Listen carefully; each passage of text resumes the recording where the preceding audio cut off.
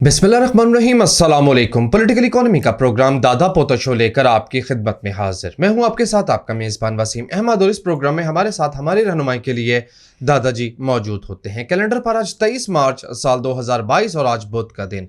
यकीनन उसी पाक परवरदिगार के लिए तमाम तारीफ़ें जो तमाम जहानों का रब है। नबी करीम सल्लल्लाहु अलैहि वसल्लम की ज़ात अक़दस पर बेशुमार दुरूद व सलाम। नाज़रीन करम, पॉलिटिकल इकोनॉमी के प्रोग्राम दादा पोतो शो का आगाज़ हो चुका है। खबरों और उन पर तबसरों के लिए दादाजी की जानिब चलते हैं। दादाजी अस्सलामु अलैकुम।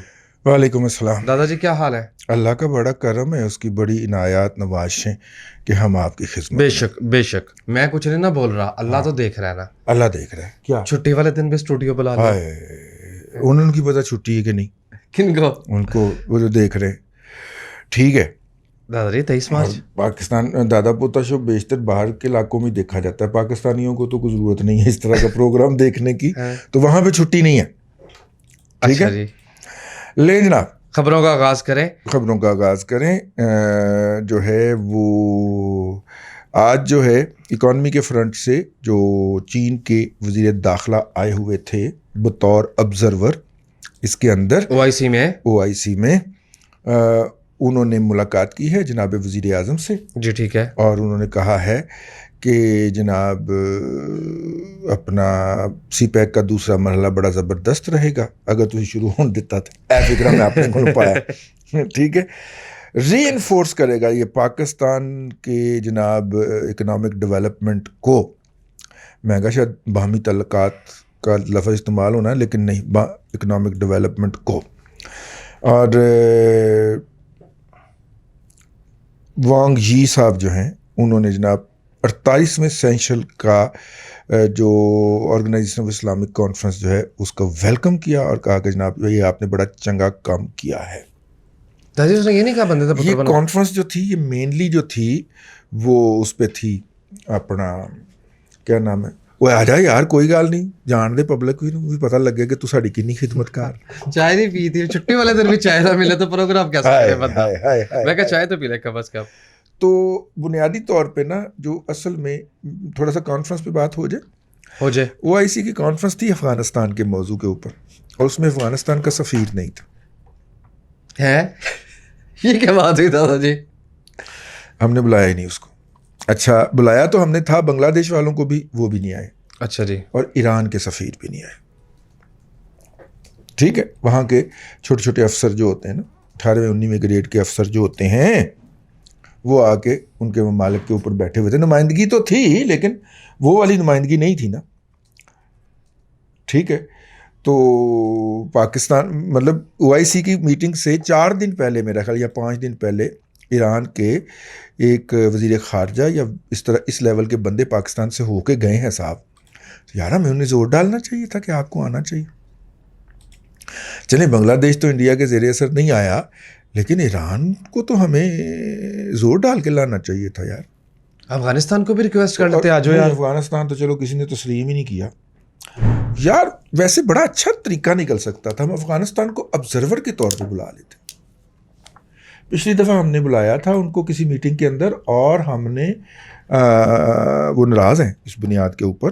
अमीर मुत्तकी साहब जो हैं भाई, अगर वो अकोड़ा खटक हकानिया के पड़े हुए हैं तो इसका ये मतलब तो नहीं है ना कि आप उन्हें पीछे खड़ा कर दें। अफ़गानिस्तान के मुतल्लक कॉन्फ्रेंस हुई, रीजनल कॉन्फ्रेंस थी, और जो अफगानिस्तान का सफ़ीर है उसको पीछे हमने खड़ा किया। हालांकि वो स्टेक होल्डर है, वो तो मेजर स्टेक होल्डर है। ये हमारे यहाँ ही होता है ऐसे कमाल। लेकिन बहरहाल जो पाकिस्तान को के वज़ीर आज़म को सऊदी फरमारवा ने जहाज़ से तका दिया था अमेरिका में, और फिर जब वो वापस माफ़ी मांगने आया तो उसकी माफ़ी कबूल नहीं की, और उसके बाद फिर पाकिस्तान में जो असीरी साहब होते थे, आइन से असीरी साहब, अलफ से ना समझ लीजिएगा, वो सऊदी अरब के होते थे सफ़ीर। उन्होंने फिर अखबार में आर्टिकल लिखा, उन्होंने वो आई तई फेरी। उससे पहले जनाब हज़रत किबला शाह साहब जो हैं, वाला कट्टन अली सरकार, जनाब शाह महमूद कुरैशी साहब जो थे, वो सऊदी अरब से बड़े शिकवे गिले कर चुके थे। तो फिर उन्होंने आर्टिकल लिख के हमारी बेइज्जती फरमाई। फिर हम जब मनाने के लिए गए हमारे 2 आला अफसरान, तो उनको MBS ने अपने छोटे भाई से मिलवा के वापस कॉल दिया, मुलाकात नहीं दी, तो ये तल्लुकात जो थे ये बड़े सर्द महरी पे चले गए थे। फिर अमेरिका उसने फ़ौजी मुआहदा भी कर लिया इंडिया के साथ उठ के। इंडिया अपना सऊदी अरब ने उनसे मुसलमान फ़ौज मंगवाने का कि जनाब जितने भी आपकी फ़ौज में मुसलमान हैं आप वो अरमान शरीफ हैं, तो हमारी तो छुट्टी हो गई। हाँ, अगर कहें तो फिर हम गद्दार। तो वो वाली स्पेस जो पाकिस्तान ने लूज़ की थी वो गेन करने की कोशिश की। OIC के अंदर ईरान ना आना ये मेरी उस बात को रीएम्फसाइज करता है कि सऊदी लेड एक ग्रुप है मुस्लिम ममालिक का। लेकिन खुशी मुझे इस बात की है कि सिर्फ 3 ममालिक ही बाहर थे, एक को हमने बाहर रखा, 2 ने खुद बाहर रहना पसंद किया। तो 57 में से 3 ममालिक बाहर थे, अगरचे उन तीनों में से कम 2 की अहमियत तो इस रीजन के अंदर बहुत ज़्यादा है जिसके अंदर ये कॉन्फ्रेंस हो रही थी। लेकिन बहरहाल 54 ममालिक का आ जाना भी उनके वज़राए ख़ारजा का एक बहुत बड़ी चीज़ है। अगर सऊदी लड़ता तो डेफिनेटली फिर उससे अमेरिका हाँ, पुष्ट पुनाई वाली बात भी फिर जी दुरुस्त है। अमेरिका की असाइनमेंट ही थी कि ये करवाएं और अफ़गानिस्तान के ऊपर इस पे लोगों को इत्मीनान मिले। तो वो तो हमने अमेरिका की असाइनमेंट कर दी, जो कि सऊदी अरब को मिली थी, हमें नहीं मिली थी। सस्ते दामों हमने पूरी कर दी। सऊदी अरब ने मेरे $50 करोड़ दिया है इसका, जी। करना तुसी कार कर लो, ठीक है। अच्छा, लेकिन मज़े की बात ये है कि ये तो हो गया हो, उसके बाद फिर हमने अपनी मार्केटिंग करना ज़रूरी ख्याल किया। और मार्केटिंग के लिए हमने वो जो जहाज़ अपना खिलौने बनाए हुए हैं ना, खालिद 1 भी और जनाब JF Thunder 3 भी, ये हमने वहाँ पे उसके करतब शर्तब दिखाए उनको जी हमने बनाए, ठीक है। तो अगर आपको ज़रूरत है तो भाई को तेल दे के तो आप ये ले सकते हैं। ठीक है। तेल के बदले, वैसे और मतलब ना काट, नहीं भाई को तेल के बदले आप ये ले सकते हैं। देखिए हमने कितनी हाईटेक चीज़ें बनाई। खाम तेल का है ना? खाम तेल जी, क्रूड ऑयल की बात हो रही है, ठीक है। तो वो जनाब हमने ये सारा कुछ किया। मैं हमेशा कहा करता हूँ इकॉनमी का प्रोग्राम है, आज भी कहूँगा और ज़ोर दे के कहूँगा, ज़्यादा अच्छा होता कि हम एक एग्जेक्टिव किस्म की वहाँ पे कोई इकोनॉमिक डिस्प्ले भी करते अपना। वो फांसी को लेके बैठ गया। हाँ, चलो छोड़ो परे यार, जाते हुए बंदे के ऊपर क्या तबर्रा करना। लेकिन दादाजी ये क्या माइंडसेट है यार? यार जाती तजर्बा दस रहा तुहानू पता नहीं ਉਹਦੀਆਂ 2 ਹੋਈਆਂ ਨੇ ब्लैकबेरी की वजह होइयां। तो उसके ऊपर ना मेरा फिक्रा था कि भाई हूँ ब्लैकबेरी का दौर गुजर गया है, अब एप्पल और एंड्रॉयड आ गया, तो अब वो नहीं होती फाशी वो ब्लैकबेरी में हुआ करती थी। मतलब यार माइंडसेट से एक बंदे का फ़ोन जब्त होता था तो बंदा कितना ब्लैकमेल होता था। हाँ, साड़ा भी फ़ोन FIA ने जब्त किया है एप्पल का, हम तो ब्लैकमेल नहीं हुए हैं। खैर बात आगे से आगे निकलती जा रही है भाई। थोड़ा सा हम उन्होंने अपना इकोनॉमिक डिस्प्ले भी करते। अब इस्लामाबाद में इस तरह की पार्टी हथे चढ़ जाए हमारी, हम उसको उठा के POF ले जाते हैं, पाकिस्तान ऑर्डिनेंस फैक्ट्री है, देखो जी हम बंदूकें बनाते हैं। और वो बंदूकें जो कि दुनिया में मतरूक हो चुकी हैं, वैसे बाय द वे बड़ी माजरत के साथ अर्ज करना चाह रहा हूँ, वो बंदूकें हम उन्हें दिखा रहे होते हैं कि हम बना रहे होते हैं। हम वो वाले उन्हें चीज़ें दिखा रहे होते हैं जिनका पैर भी फट जाता है रॉकेट फायर करते वक्त। पुरानी चीज़ें हो गई ना यार, नई टेक्नोलॉजी हमने उसके ऊपर ऐड नहीं की। और वहाँ पर वो बच्चा हमारा बरखुरदार लगा हुआ इंजीनियर, वो बता रहा है कि लेथों की चाल इतनी है, चाल ठीक है, वाइब्रेशन, हाँ वाइब्रेशन जो है कि आप कोई चीज़ परफेक्शन के ऊपर वहाँ पे उस पर ग्राइंड कर ही नहीं सकते। और जब उसने इन्वेस्टमेंट इसमें मशीनें चेंज करने की और ह्यूमन रिसोर्स डेवलप करने की रिपोर्ट बना के सबमिट की, उसको 15 दिन के लिए सस्पेंड कर दी। सही है, ऐसे ही होना चाहिए था कि तुम इस तरह की बातें करते हो, हमें नहीं पता, हम यहाँ 30 साल से बैठे काम कर रहे हैं और तुम आके हमें बता रहे हो कि भैन मशीन नहीं चलती। भैन 30 साल पहले ली सी, हूँ नहीं चल दी, इसको बदलना है। तो बच्चा सस्पेंड हो गया, उसने फिर कहना मैं कुछ नहीं कहना, जिमें लगे काम चलता। मतलब वो हम जाके दिखा देते हैं और हमारे पास कोई डिस्प्ले करने के लिए चीज़ नहीं है। तो यहाँ पे कुछ यार आप DG खान सीमेंट का या मंशा का जो है चकवाल वाला सिस्टम दिखाते कि देखिए किस तरह हम कूड़े से बिजली पैदा कर रहे हैं, इस तरह की कुछ चीज़ दिखाते ताकि कल को हमारा भी गाहक बनता है उनमें से किसी हाईटेक का या हाईटेक की ह्यूमन रिसोर्स का। नहीं किया, ठीक हो गया जी। तो ये है जी अब तक की सूरत हाल। OIC की आपने बात की दादाजी, चूंकि वो कावे मौसूवी वाला मामला चूंकि माली मामला था तो दादा पोतो शो में वो डिस्कस हो सकता है। हाँ, तो ये कुछ लोग कह रहे हैं कि ये माफ़ी मैनेज करवाई गई है, आप समझते हैं? यार बात ये है कि कावे मूसवी को आज की डेट तक तो हुकूमत पाकिस्तान पैसे भिजवा रही है। ठीक है। ठीक है ना जी। तो वो कैसा बंदा है यार, दोनों साइडों से पैसे पकड़ रहा है। हम नहीं लेते दोनों साइडों से, हैरान क्यों हो रहे हैं? आप नहीं, आपने कैसा बंदा लिया था यार जो दोनों साइडों से पैसे पकड़ता है? नंबर 1, ये वो कह रहा है जिसके पास अधूरी खबर पहुंची है। चूंकि आपने हमारा व्लॉग नहीं सुना तो इसलिए इस तरह की बोंगी मार रहे हैं आप भी, और जो ऐसी सोच रहा है वो भी। भाई यानी ये उसने कोई वॉलंटियरली माफ़ी नहीं मांगी, अदालत का हुक्म था। आप पूछेंगे अदालत का हुक्म क्यों था? जी, क्यों था? शहजाद अकबर ने कावे मूसवी को कहा कि दिहाड़ी लगाते हैं। उसने कहा वो कैसे? इसने कहा ये देखो हमने फैसला ले लिया, नवाज शरीफ नाअहल हो गया और एक केस में वो हो गया है भगोड़ा, हमने अदालत से ये फैसला ले लिया। अब भगोड़े शख्स की तमाम जायदाद जब्त होती है, ठीक है, तो लिहाजा हम तो यहाँ पे इसका जो जाती उम्रा है वो करने लगे हैं जब्त, ठीक है। लिहाजा कमिश्नर वमिश्नर सारे पटवारी शटवारी लेके पहुँच गए। अगे बैठी हुई सी मरियम डांग फड़ के खलोयो तुहाडी ऐसी तैसी तुसीं इहनूं जब्त करन आए हो। फिर उन्होंने बारों बार ना कचहरी में उसकी नीलामी करने की कोशिश की, ठीक है। मरियम ने स्टिंग ऑपरेशन करके ना वो नीलामी भी नाकाम बना दी। तो जब इसने यहाँ पे ये कार्रवाई शुरू की, शहजाद अकबर साहब ने इसको कवि मूसवी को कहा ये देख इनके 2 फ्लैट हैं, एक में हुसैन नवाज का दफ्तर है और दूसरे में नवाज शरीफ की रहायश है। इन दोनों को अटैच करने के लिए, चूंकि हम साबित करवा चुके हैं ना अदालत से कि नवाज शरीफ की जायदाद अटैच की जाए, तो इस आर्डर को आप यहाँ पे इम्प्लीमेंट करवाओ। अब जाहिर है कि वो बरतानिया है ना, वहाँ पे फिर अदालत चढ़ना पड़ता है। कभी मूसवी के आंखों में डॉलर साइन आ गए, वो अदालत चढ़ गया। अदालत ने केस पढ़ा, केस पढ़ने के बाद कभी मूसवी का कान पड़ ला, कान पड़, ठीक है। वो कहे सरकार होया कि मामा ए फैसला लेके आया, वो इतनी इसके अंदर खामियां हैं, वो इसकी 3 अभी अपैलेट लेवल हैं। इसने भी हाई कोर्ट जाना है, फिर सुप्रीम कोर्ट जाना है, हाई कोर्ट के भी वो क्या होता है यार, डिवीजन बेंच में जाना है इसने, डबल बेंच जिसमें 2 जजेस या 3 जजेस बैठ के 3 जजेस वाला फुल बेंच हो जाता है, इसने वहाँ पे जाना है। और तुम हमसे एग्जीक्यूशन मांगने आ गए। उन्हें पा लिया लम्मा, और ऊपर से नवाज शरीफ को नोटिस करके बुला लिया कि तुहाडा बंदा तुहाडे खिलाफ इल्जामात लेके आया, ठीक है, अब बताओ इसका क्या करना है। मियाँ साहब ने क्या जी साडा भी सब पा दो। लिहाजा कवि मूसवी साहब जो थे वो अदालत से उन्होंने नवाज शरीफ साहब को जुर्माना दिया, मेरा ख्याल को 45 लाख पाउंड का या इतने का, या 45 लाख रुपए थे, इतना का जुर्माना दिया कि इसने गलत मुकदमा किया है नवाज शरीफ के खिलाफ। नवाज शरीफ के वकला की फीस दी, वो भी कोई नहीं किसी, ठीक है। और नंबर 3 उसने अदालत ने कहा कि तुम परफाउंड अनकंडीशनल नहीं परफाउंड अपॉलॉजी करोगे। वही उन्हें कोई आप नहीं की थी, अदालत का डंडा है सी उधरों, ठीक है।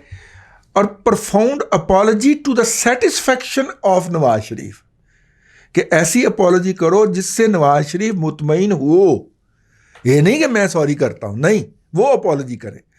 तो वो जो अदालत का हुक्म था उसमें जो 2 चीजें थी उन पे तो हो गया अमल दरामद। कभी मूसवी चीखे फिर कि मैं इतने $1 मिलियन कहां से दूं उसके वकीलों की फीस, थे मामा केस क्यों की था सही, मेरा इतिहास ही नहीं रुकना जी। कभी मूसवी बड़ा हीरो बन के अदालत चढ़िया कि मैं जनाब नवाज शरीफ के 2 फ्लैट जड़े ने सबत करा, अगों अदालत ने लम्हा पा लिया। तो कभी मूसवी साहब के ऊपर ये मैंडेटरी था कि वो माफी मांगे जो नवाज शरीफ की सेटिस्फेक्शन के मुताबिक हो, ठीक है, सही है।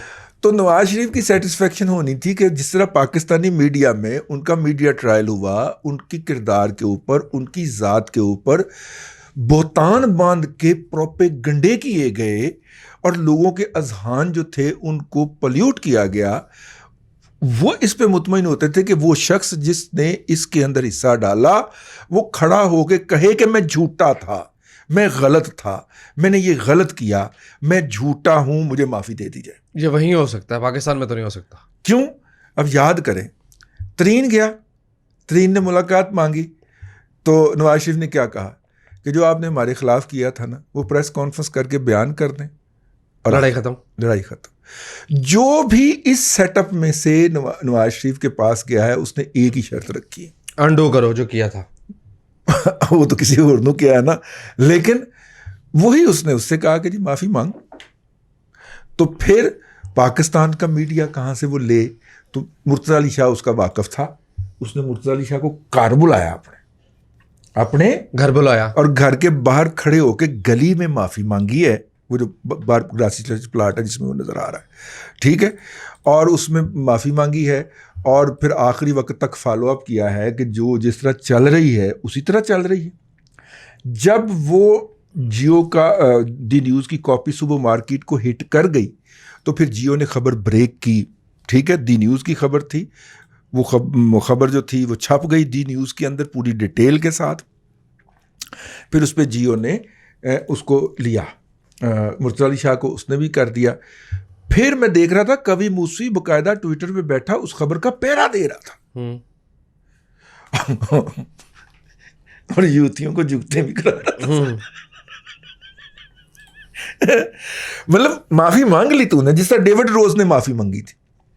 वो डेविड रोज नहीं था दी मेल का रिपोर्टर, शहबाज शरीफ वाले केस में, शहबाज शरीफ वाले केस ने, उसने माफी मांगी, उसके बाद वो अपना ट्विटर अकाउंट डिलीट कर गया। डिलीट नहीं कर गया तो उसने साइलेंट कर दी, ठीक है, अब वो कुछ नहीं बोलता उसके ऊपर। अदालत में उसने माफी मांगी, उसके अखबार ने हर्जाना अदा किया और उसने अपना अकाउंट चुप करा दिया। ये माफी मांगने के बाद चुप करके नहीं बैठा, ये आके ना तो अब उस माफी का बकायदा पहरा दे रहा है कि सही सलामत पहुंच जाए, कि ये सही सलामत पहुंच जाए। और क्योंकि टू दी सेटिस्फैक्शन ऑफ मियां नवाज शरीफ है, तो मियां नवाज शरीफ कहेगा हाँ भाई मैं सेटिस्फाई हूं। इस वक्त तक भी अगर मियां नवाज शरीफ या उसका वकील अदालत को जाके कहे कि मैं इस माफी से मुतमईन नहीं हूं, कभी मुझे दोबारा लम्हे पालेगी अदालत।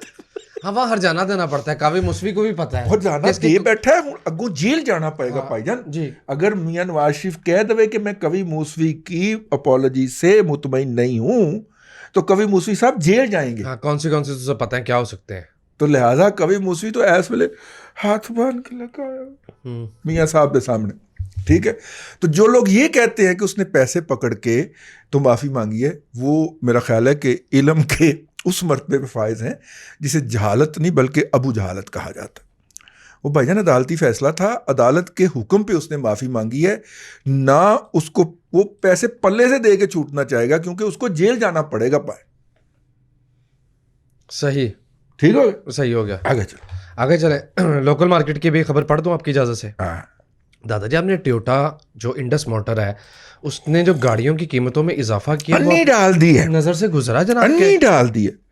मेरा ख्याल है कि उसने 23 मार्च के हवाले से 23 लाख रुपया फी गाड़ी इजाफा किया। दादाजी जो डिफरेंस है वो 500,000 एट एन एवरेज डिफरेंस आया है छोटी गाड़ियों में, सेडान और उस पे जो उसकी बड़ी गाड़ियां हैं जैसे ये फॉर्चूनर हो गई और वो जो उनका डाला होता है जिस आम ज़बान में आप तो नाम लेते भी डरते हैं डाले का, दादाजी उसका जो एवरेज फ़र्क है ना वो 1 मिलियन प्लस का है। यार मैंने ना शहर के अंदर 4-5 अनरजिस्टर्ड प्रोटोन गाड़ियां देखी। अच्छा, मलेशिया वाली प्रोटोन गाड़ी नहीं, जी जी, वो कराक्रम वाले पख्तूनों ने बनाई है जो, यार बड़ी अच्छी गाड़ी, दिखने में तो बड़ी अच्छी है। साल बाद पता चले जिस तरह के मास्टर का वो अपना डब्बा फेल हो गया, बुलान के मुकाबले में लॉन्च नहीं किया था, चंगान का जो डब्बा जो था वो बड़ा बिका जनाब, शुरू में बड़ा बिका, बड़ा एसी चलता है, ये भी है, इश्तिहार भी बड़े आए। तो मैं उस दिन मैकेनिक के पास खड़ा था तो उसने कहा जी पहला साल जे इस डब्बे का तो तीजी बारी इंजन खुलन डे जे।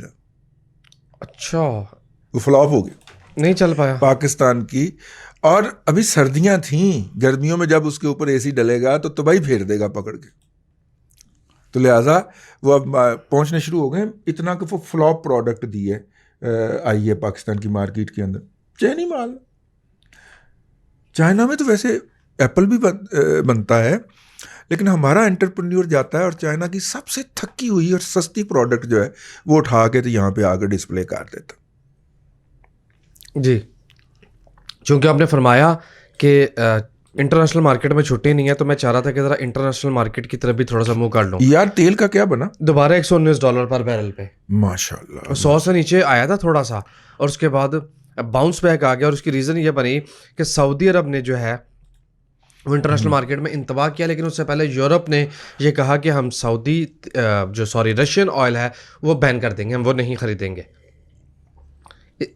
रशिया अच्छा भला ऑयल एक्सपोर्ट करता है। जी।